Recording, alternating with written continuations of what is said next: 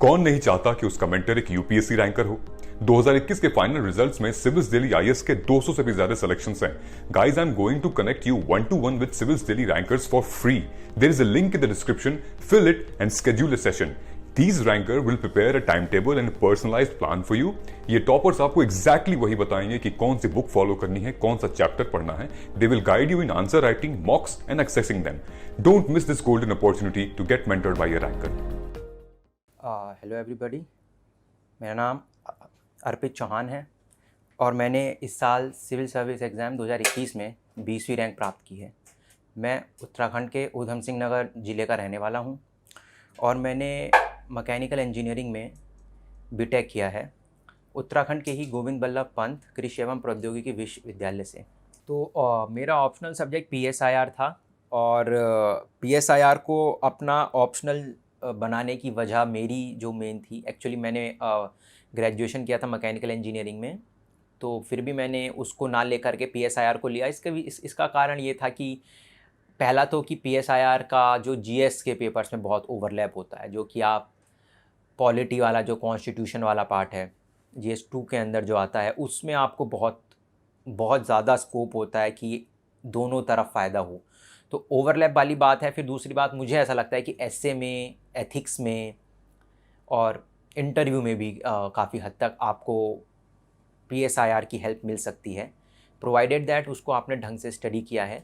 तो ये मेरा कारण था अपना ऑप्शनल लेने का। ऑप्शनल के लिए प्रिपरेशन स्ट्रेटजी ये थी कि मैंने जो स्टैंडर्ड बुक्स होती हैं ऑप्शनल की, करीब मुझे 5 या 6 बुक्स थी जो मैंने ख़रीदी, प्लस कुछ मटेरियल जो अवेलेबल होता है in the form of notes, वो मैंने ख़रीदा।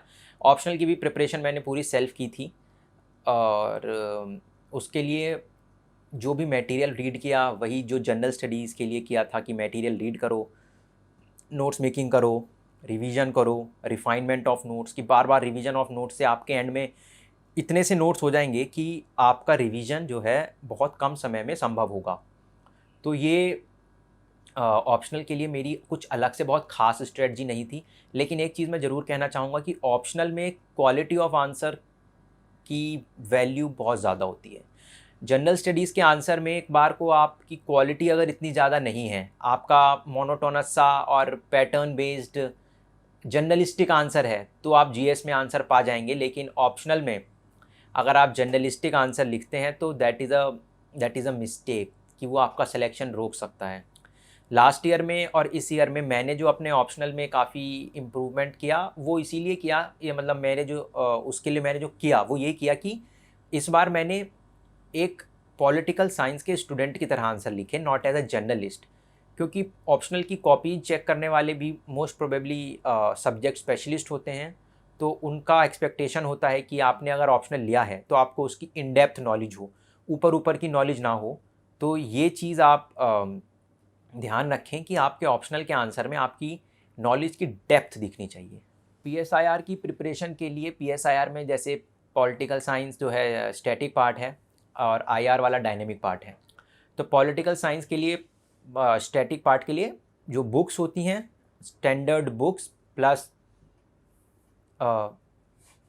जो नोट्स मैंने बताया वो मैंने फॉलो किए। आईआर वाला जो पार्ट है उसमें आपको, आईआर बहुत डायनेमिक चीज़ है और करंट अफेयर्स के साथ साथ डेली बेसिस पे चेंज होने वाली चीज़ है।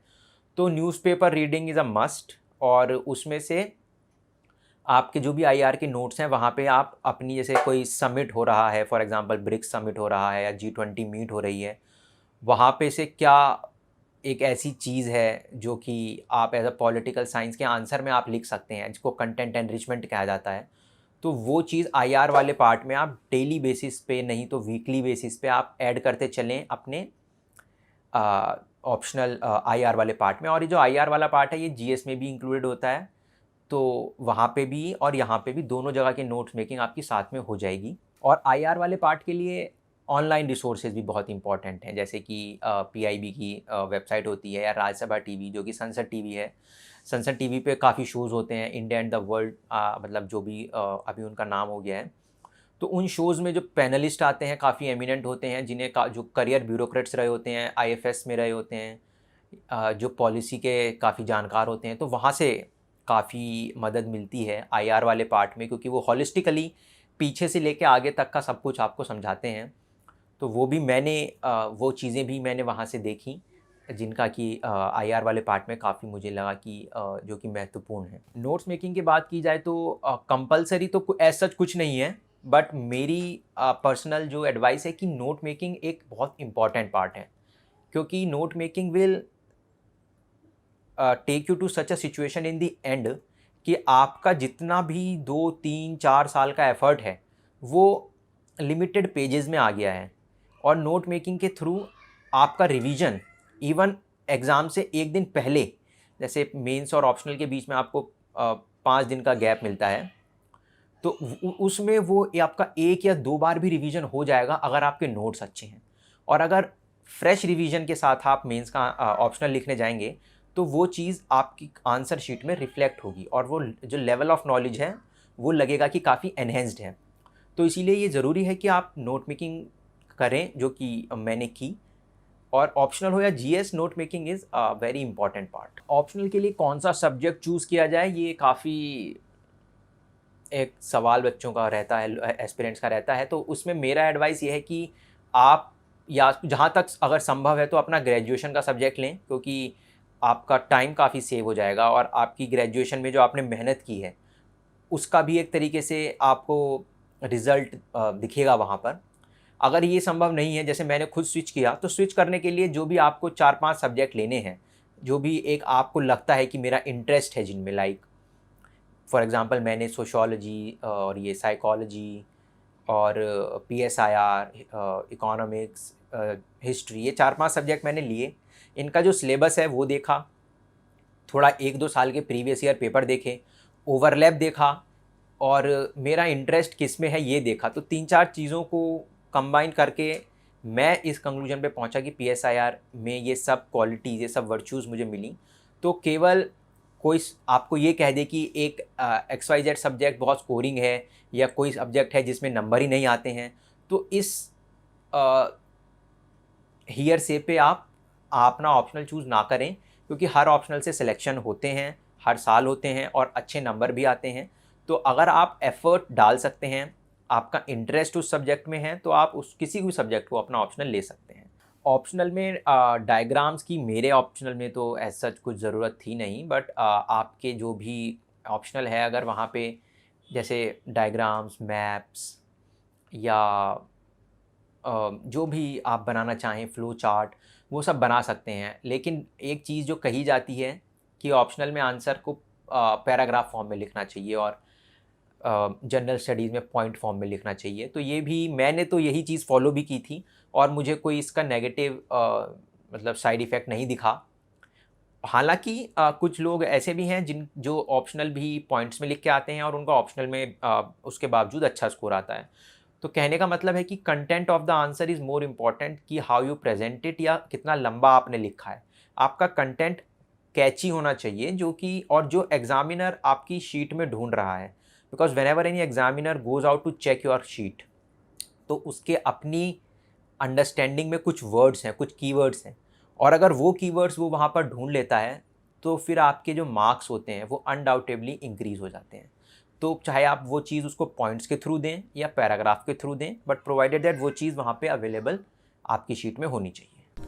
कौन नहीं चाहता कि उसका मेंटर एक यूपीएससी रैंकर हो। 2021 के फाइनल रिजल्ट्स में सिविल्स दिल्ली आईएएस के 200 से भी ज्यादा सिलेक्शंस हैं। Guys, I am going to connect you 1-to-1 with civils Delhi rankers for free. There is a link in the description, fill it and schedule a session. These ranker will prepare a timetable and a personalized plan for you. ये toppers आपको exactly वही बताएंगे कि कौन सी book follow करनी है, कौन सा चैप्टर पढ़ना है। They will guide you in answer writing, mocks and accessing them. Don't miss this golden opportunity to get mentored by a ranker.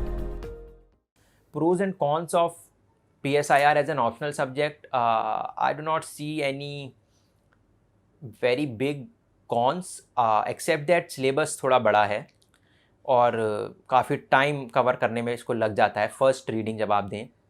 लेकिन फिर वही उसका प्रो भी है कि वो टाइम आपने दिया, बट जीएस में उसका आपको एडिशनल बेनिफिट मिलता है।